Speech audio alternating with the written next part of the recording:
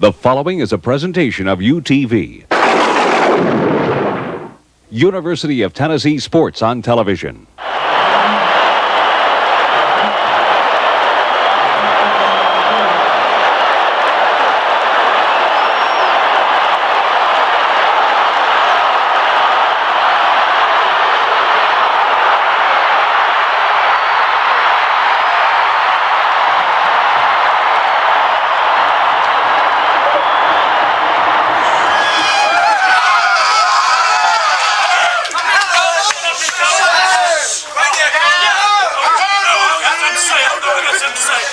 Don't you know the defense plays first man right?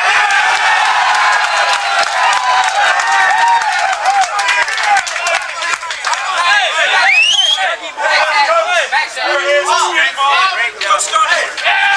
Go start here.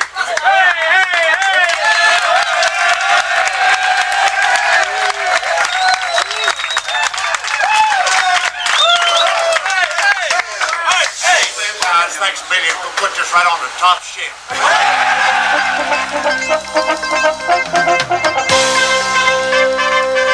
The ball sends two wideouts right, looking over an eight-man line. He's going to pump the pass down into the end zone. Give him 6. Touchdown, Tennessee!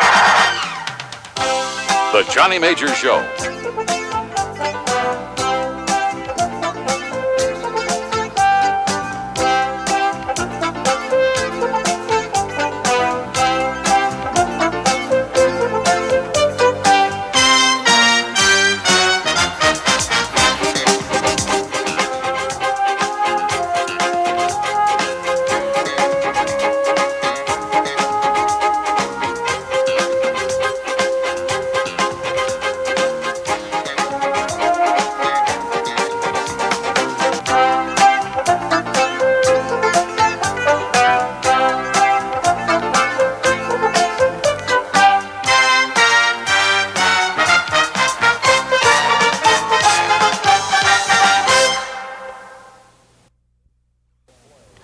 There are several plays to football fans that stand out in the long and eventful Tennessee-Alabama series. 1928, Gene McEver's kickoff return. 1939, the run by Johnny Butler. In 1983, it was Johnny Jones, of course. Coach Johnny Majors, this year, a defensive play, and we're happy to have the man who made the play here with us. Dale Jones will be visiting, but right now, we want you to describe the play of the week, Tennessee at Alabama. Well, there's no way you could describe it in words with the feeling you had on the field, John. Right now, Shula is driving back to pass. He's going to throw a short pass at number 26, Humphreys, out there, and Dale Jones just makes a tremendous individual effort. Dale jumps up, gets his hands up, that he's taught to do by Coach Mel Foles and our defensive staff, but that's also outstanding individual play and good athletic ability to tip the ball and react so quickly and catch the ball shortly before it hits the ground. And there's Dale Jones looking at the cheering orange and white at the east end of the stands. Dale Jones, what were you thinking right now at this minute? I was just thinking about the fans of, how great support that they gave us down there. And, it's something, for me just to be in a game with our fans and being behind us, it was just tremendous. I think any game Dale thinks is tremendous. He gets ready, but I think he, like all Tennessee players, realizes the significance of the greatness in the Tennessee-Alabama rivalry and the first-class manner in which it's handled normally each year. And he's right about our great fans. They're terrific year in and year out, and always they're there strong. They're supporting us at Alabama. We don't teach Dale to play to the crowds, but I'd say at that time we would not critique Dale on his natural enthusiasm. I'll say this, I remember this vividly. I don't think I'll ever forget how I was feeling. I know I shall never forget the play as long as I live. But I know what was going through my mind vividly at that time. I knew that we needed to have a big, big break for us to win the ball game, in my opinion. A big break defensively at that particular time. And I told our players, let's think about a turnover. Fumble, Usky. But Dale had to do it. Very good, Coach Johnny Majors. Now, Dale Jones, we're going to watch this play again. And we want you to describe it and to start just more or less telling what you were anticipating and then describe exactly what happened. What was in your mind? Well, I knew the defense had come up with a big play. And as the play unfolded, they came out with the run the play was going to be a read screen, and the tight end went out, and the DB Tommy Sims, did a good job on tight end. He was on him, so I went upfield, and I knew they were going to throw it out to the back out in the backfield. So I just came up, tried to get in front of the ball, and got my hands up as high as I could, and the ball fell in my hands, and I went down. I'll tell you, that was dramatic enough on the field of play, but it's even more dramatic to see that slow motion shot, to see how far Dale extended himself. Dale, that was a superior effort, and then also to come back on the ground and catch the ball as it was descending. I've never seen a play like that. Have you? I've seen a lot of great plays and a lot of bad ones. I've never seen one quite like that. No, it's very unique, and I won't forget that one, young man. And I know a lot of people talk about Johnny Butler's run. I wasn't around at that time, and talk about some other ones. I did see Johnny Jones' run. That was a great one. I saw Andre Kramer's punt return last year, and Tony Robbins' two-point play. But I also remember one other good defensive play, Mike Terry's interception. When Walter Lewis came back in our first victory in 11 years, Walter Lewis came storming downfield with that Alabama offense, and Mike Terry intercepted the pass in the end zone in the last 10 seconds. But that was the most dramatic play I've seen on defense possibly in my lifetime. A moment to remember for Tennessee fans for years and years to come. Next up, Greg Peterson with this week's Ball Profile. This week's Ball Profile highlights a member of our young and improving defensive line.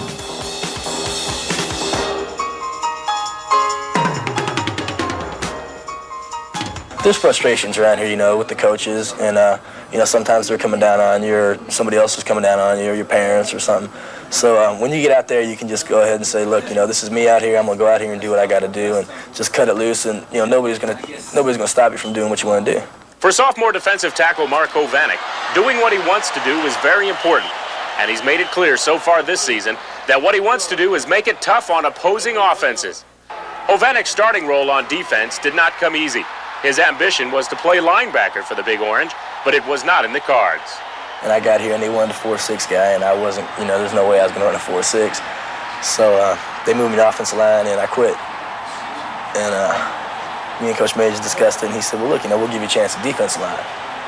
And then if that doesn't work out, we'd like you to go back to offensive line. Well, I agreed to that, and Coach Shaw promised me before the season started last year, he goes, you won't be moved again. And I took him to his word, and I worked hard, and when Coach Donahue came in the spring, he must have saw something that Coach Shaw didn't, or whatever, and he gave me a chance. From the outside looking in, most would think quitting was the easy way out, but Hovanek says that's just not the case. To come out of high school and want something so bad, and then just to have it like all pulled out from under you and move you to offensive line, it's a big downer on your ego. It was almost like they say around here, this is nothing against the offensive linemen. They're great athletes and they're great guys, but they say offensive line is the last stop for the bus stop. And so that's the way I kind of took it. Mark was finally given the chance to play on the defensive side of the ball and spent his first year learning the ropes. And as 1985 rolled around, a combination of injuries to other players and Hovanek's hard work led to a starting job. I always had faith in myself, and my family always stuck by me. And there was a few times I call home and say, look, Mom, I'm coming home. But they said, just stick in there and hang in there. We got faith in you. We know you can play there. And sooner or later, you're going to get your chance, and that's what happened. What has happened is a courtship of an athlete with the position for which he was meant. Hovanek's lifestyle and attitude are perfectly suited for the play of defensive tackle. Yeah, you can go a little more reckless, because if you do something wrong and you don't make the play, there's always going to be somebody to back you up. So you don't really have to worry about being in the right place at the right time all the time. But it was something that almost came natural to me. I got down there, and the first day Coach Shaw put me in my stance, and he said, look, you're going to use your hands, and I just popped them up, and from that day on, it's just the way it's been going. There's definitely room to improve, no doubt. But I think if I keep working hard, and if Coach Donahue keeps working with me, things are going to come along. For the Johnny Majors Show, I'm Greg Peterson. It's certainly an interesting story, John. It's great if you're lucky enough to have a great mom. His mom gave him encouragement because he has a fine dad, too. I know them both. And his mother is an excellent cook. I know that, too. I ate at her table when we recruited Mark. And Mark went through some frustrations, and so did we, trying to find the right location for him. I think he covered that wanting to be a linebacker. He had a great desire for it. Mark is unique. He's not that big. He's a 252-pounder. He whipped the Florida tackle for 3 sacks at weighed 290 or so. And interesting comment he makes that Coach Donahue keeps working with me. I'm going to keep working. I'll guarantee you this, as long as Mark stays here, Coach Donahue, he's going to work with him and everybody else. But the young man has showed he's got courage, and he has desire, and he has fighting spirit. A look at Tennessee defensively, and right now, offensive coordinator Walt Harris is the subject of this week's Coach's Close-Up.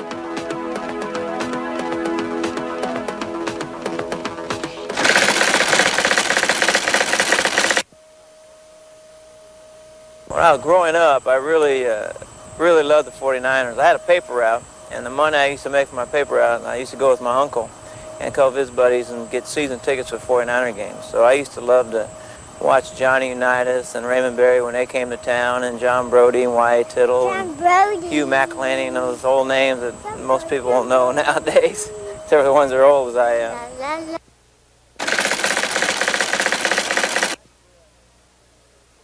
My career, I think my senior year wasn't quite as illustrious as it was my other years in junior college and also my first year there. I got kind of out-talented. We improved our talent, but I alternated, started with the guy who was a much better athlete than I was, but he was always hurt, and I always stayed healthy, and he suddenly got well on Thursday, and we split the time. Then we had a lot of injuries during my senior year, and they moved me to tailback. I played 3 games at tailback.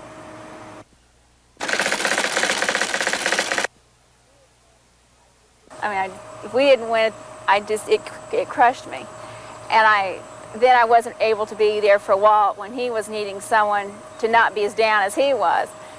And I think since we've had the children, you know, I realized that I've got a good husband and 2 great kids to go home to. And whether we win or lose, there's always a job somewhere. So it's important to me, but I just try to keep things in perspective that football and winning is not everything. And there's always going to be a place for us in football somewhere, and that's really the most important things to me.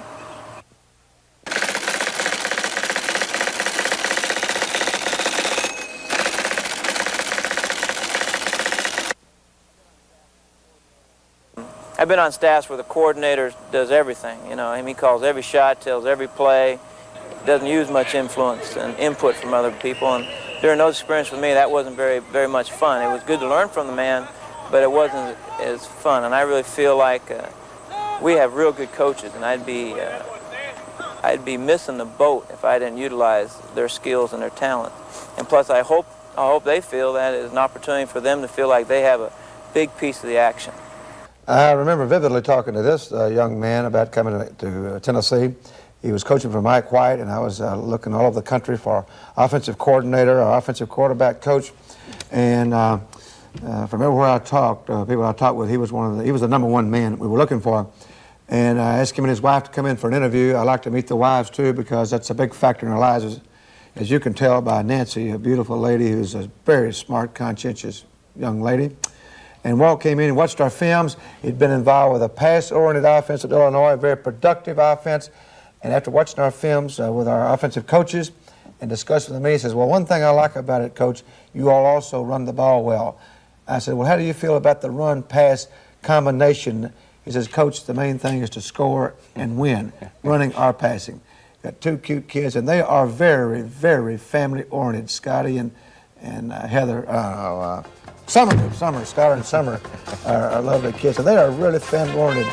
Nancy put it like it was. They put the first things first, as important as football is. Tennessee's offensive first family, so to speak. Next up, Diane May's Big Orange America. Diane May features a Vol historian in this week's Big Orange America.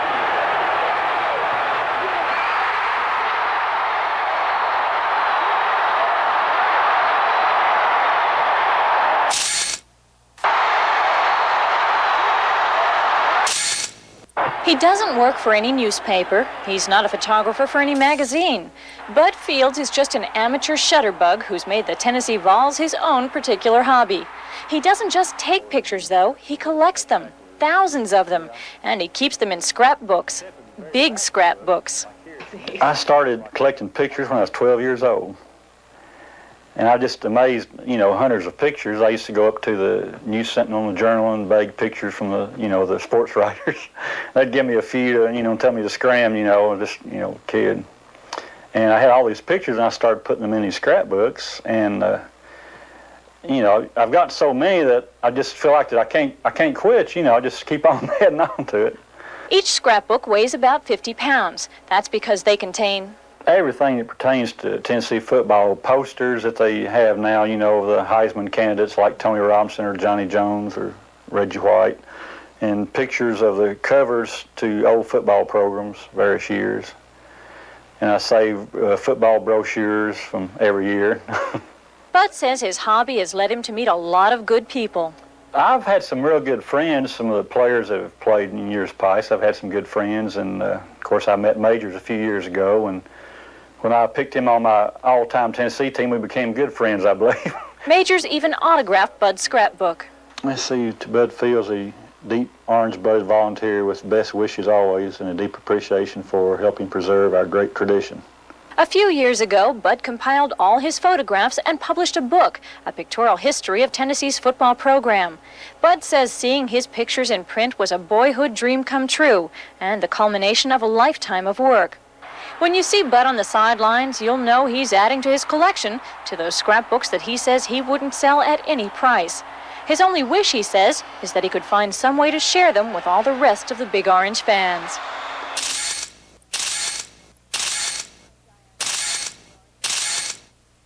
I'm Diane May for Big Orange America. All of us who like history and appreciate it, regardless of what it is, can appreciate people like Bud. He has worked very hard for that, but I think he's enjoyed it. It's more of a hobby than work. And I wouldn't take anything from my collection. He has pictures that I've never seen anywhere before. We'll take a look at Tennessee's next opponent, the Georgia Tech Yellow Jackets, when we return in just 1 minute. This week, Tennessee returns to Knoxville to play Georgia Tech, a traditional foe, though not a conference game anymore. And Coach Johnny Majors, we have to start with the question, Tony Robinson, out for the year, outstanding player. Your thoughts about that and about what you're going to do? Well, according to people who watched a lot of Tennessee-Alabama games, it was one of the most dramatic Tennessee-Alabama games that they'd ever seen, and certainly one of the great ball games I've been associated with. I've never seen two teams play any harder. It was a great victory, a very costly one. We had a quarterback that I have not seen anything like him before, with his ability, his winning attitude, his great confidence. He didn't believe the world could stop him. A very good leader, very smart. With Tony Robinson, I think that we have an outstanding football team. We're going to miss him much. The worst thing about it is I feel for the young man. He has a great pro career ahead of him. We have a great surgeon, an outstanding trainer, and I hope he still has one ahead of him. That's the biggest loss, is for the young man to be hurt for the rest of the season, from his own standpoint. Great loss to us. However, now, in all due respect to Tony Robinson, we can't feel sorry for ourselves very long, because people are not going to feel sorry for you very long, and you can't sit around in the doldrums. We've got to band together, tighten up, button our chin straps a little tighter, not to be corny, and close ranks and keep marching forward. Our quarterbacks, Darrell Dickey, Jeff Francis, and a couple of other young freshmen will be competing for the job. Darrell's a 5-year senior. He has courage, his guts, his intelligence. He's been around football all of his life. He's had very good coaching from our quarterback coaching, Walt Harris. He's into the game. He had one start against Army, and his performance was good enough to win. We didn't stop him on defense enough. So we hope that he will do the job. I think our team will rally around him. We have one of the guttiest football teams I've been around, and I think Darrell will fit into our gutty personality.